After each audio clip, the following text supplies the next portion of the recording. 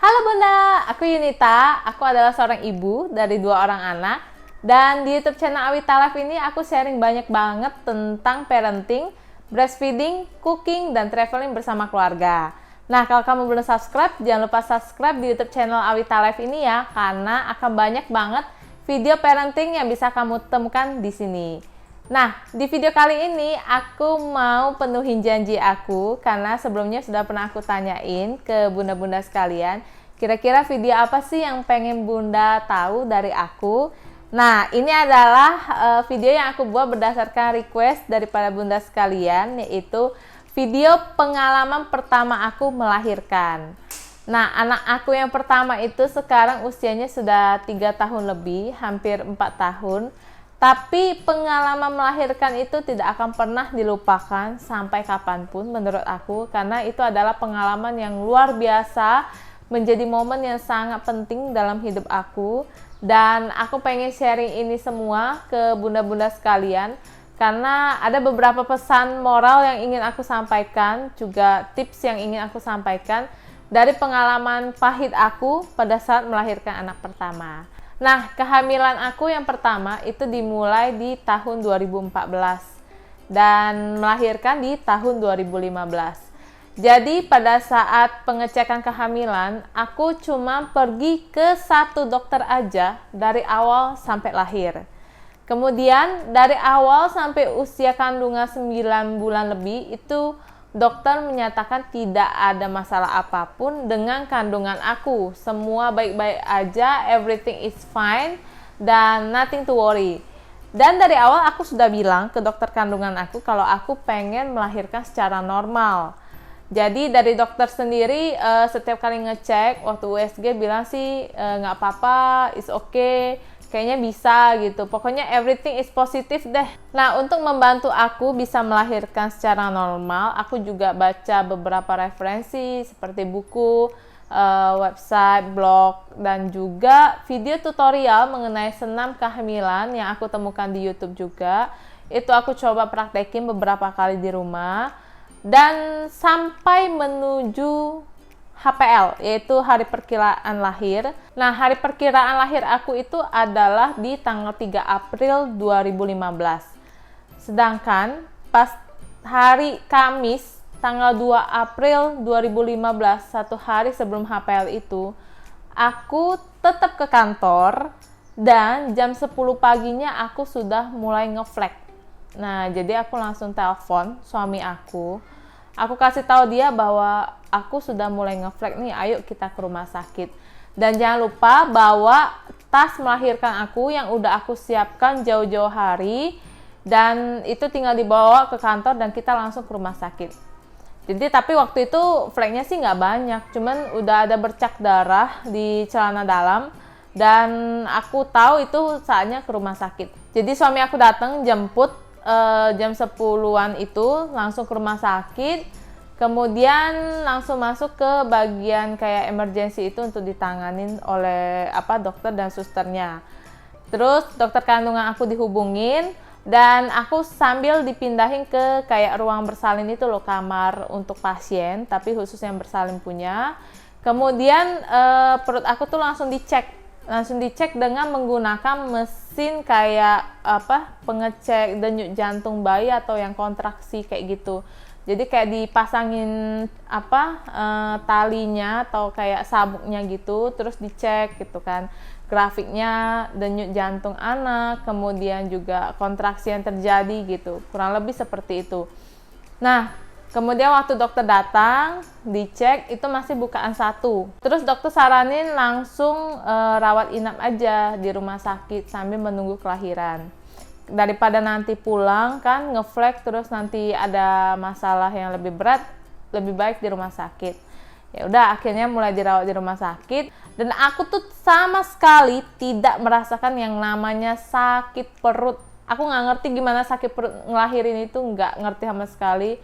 Nggak ngerti juga apa yang namanya pecah ketuban itu seperti apa, karena aku nggak ngalamin namanya pecah ketuban sama sekali. Nah, kemudian pas dokter cek secara berkala, dokternya tuh heran. Waktu dia cek menggunakan alat itu kan, dia kan sambil baca tuh grafiknya kan sambil keluar di print. Terus pas grafiknya tinggi, itu artinya tuh terjadi kontraksi. Dan harusnya aku ngerasain yang namanya sakit perut. Tapi aku tuh lempeng aja gitu. Jadi dokternya heran, kok nggak sakit ya bu gitu. Iya, nggak ada rasa. Sama sekali nggak ada rasa. Jadi ya rasanya cuma kayak ditendang-tendang sama bayinya. Which is aku udah ngerasain itu beberapa bulan sebelumnya. Waktu anaknya sudah mulai nendang-nendang udah biasa gitu. Jadi tuh ya nggak ngerasain yang sakit-sakitan gitu, nggak ada sama sekali. Besok paginya tanggal 3 aku naik turun tangga tuh di rumah sakit, jalan sana jalan sini sampai akhirnya diingetin sama security nggak boleh lagi gitu, pasien naik turun keluar dari rumah sakit itu tidak diizinkan. Akhirnya udahlah jalan di kamar pasien itu kan, jalan sana sini. Tetap aja besoknya masih bukaan 1 dan HPL-nya itu kan memang tanggal 3. Jadi dari dokternya itu memang menyarankan untuk melakukan operasi sesar karena masih bukaan 1 dan kepala bayi itu tidak menuju jalan lahir. Jadi ngeflag kepala bayi tidak menuju jalan lahir dan HPL-nya sudah tercapai tanggal 3 April. Jadi dokter saranin untuk lakukan operasi sesar. Nah, di situ aku kayak ngerasa kok dokter ini nggak ngomong gitu loh kalau misalnya kepala bayinya tidak menuju jalan lahir sejak sebelum-sebelumnya gitu loh, kalau memang bisa terdeteksi kan, jadi kan kita bisa precaution gitu, kayak apa yang bisa kita lakukan supaya kepala bayi menuju jalan lahir gitu-gitulah. Di kepala aku waktu itu kok dokternya kayak nggak ngomong yang sebenarnya gitu. Di situ aku merasa ada sedikit penyesalan bahwa selama ini aku cuman ngecek ke satu dokter, aku nggak pernah cek second opinion di dokter lain. Tapi ya di sisi lain aku juga memikirkan keselamatan bayi aku. Aku ini juga ngeflag terus, berdarah terus, tapi kok kayaknya nggak ada progres yang berarti gitu untuk melihat anak aku tuh lahir. Jadi pokoknya suami aku tuh sampai doanya bener-bener ditingkatkan banget, khusyuk banget, berdoa semoga masih bisa tetap lahiran normal karena itu yang aku inginkan. Terus tetap kita juga sampai konsultasi sama keluarga, ini sebaiknya seperti apa gitu. Dan dari keluarga aku sih bilang yang terpenting kan bayi dan ibunya selamat. Kalau memang pada akhirnya kita harus sesar ya udah gitu. Yang penting bayinya itu bisa selamat, daripada kan ditunda-tunda, takutnya kita juga nggak ngerti sebagai orang awam nih kan. Kadang ada efek sampingnya kalau memang selalu ditunggu padahal kita udah ngeflag. Akhirnya pas tanggal 4 udah lewat hari perkiraan lahir, pagi-pagi dokter cek lagi masih bukaan 1. Jadi dari tanggal 2 hari Kamis jam 10, tanggal 3 sampai tanggal 4 itu ngeflag terus, berdarah terus dan tetap bukaan 1 karena kepala tidak menuju jalan lahir. Akhirnya disuruh mikir lagi sama dokternya kalau memang mau dioperasi, kita operasi hari ini dan ibu harus puasa 6 jam sebelum operasi. Dengan berat hati akhirnya aku sama suami memutuskan untuk operasi sesar, dan operasi sesar itu dilakukan jam 1 siang karena aku sudah mulai puasa sejak jam 6 pagi, jadi bisa kita lakukan operasi sesar itu di jam 1 siang.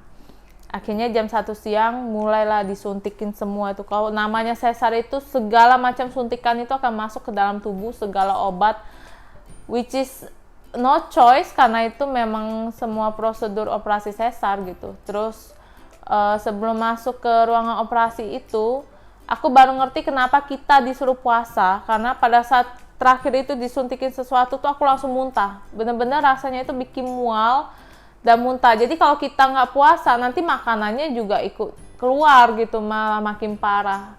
Dan ternyata itu kenapa kita harus puasa sebelum melakukan operasi sesar. Akhirnya masuk ke ruang operasi bersama suami, kita berdoa sebelum operasi dilakukan. Aku masih ingat banget bahwa tubuh aku tuh kan atas itu masih sadar, tapi di bawah itu memang udah kebas, udah mati rasa. Jadi masih sadar bahwa aku melakukan proses operasi itu. Aku lihat ke jam dinding, aku lihat jamnya itu jam 1 dimulai. Jam 1 dimulai, proses operasinya dimulai. Jam 1.15 itu sudah lahir. cepet banget, cuma 15 menit. Dan saat aku dengar tangisan anak aku yang pertama itu, si Adel, bener-bener rasanya langsung bahagia banget, langsung nangis bahagia, karena inilah yang aku tunggu-tunggu, anak aku, kesayangan aku, yang saat ini udah 3 tahun lebih, dan udah bawel, udah berisik, udah pinter. Dan itu bener-bener momen yang luar biasa, nggak akan mungkin dilupakan. Dan anak aku lahirnya itu gede banget, sebagai anak pertama itu beratnya 3,86 kg. Jadi lumayan gede dibandingkan bayi-bayi yang lainnya yang saat itu juga lahir. Jadi setelah operasi itu, suami aku ikut dokter anak untuk ngebersihin anaknya kan, langsung ditangani sama dokter anak. Dan aku sendiri ditanganin oleh tim dokter kandungan untuk dijahit operasinya. Nah, waktu selesai dibersihin, langsung tuh difoto sama suami. Somehow si Adel itu bisa ngelirik ke kamera seolah ngerti mau difoto gitu, selfie. Ini fotonya. Jadi ini benar-benar momen yang sangat tidak bisa dilupakan pastinya buat siapapun, buat ibu manapun. Ngelahirin anak itu adalah memang momen yang luar biasa. Nah, setelah operasi selesai, aku tuh dibawa lagi ke ruang pasien, ke kamar aku. Di sana mulai terasa yang namanya obat bius semakin hilang dan terasa sakitnya mulai gitu.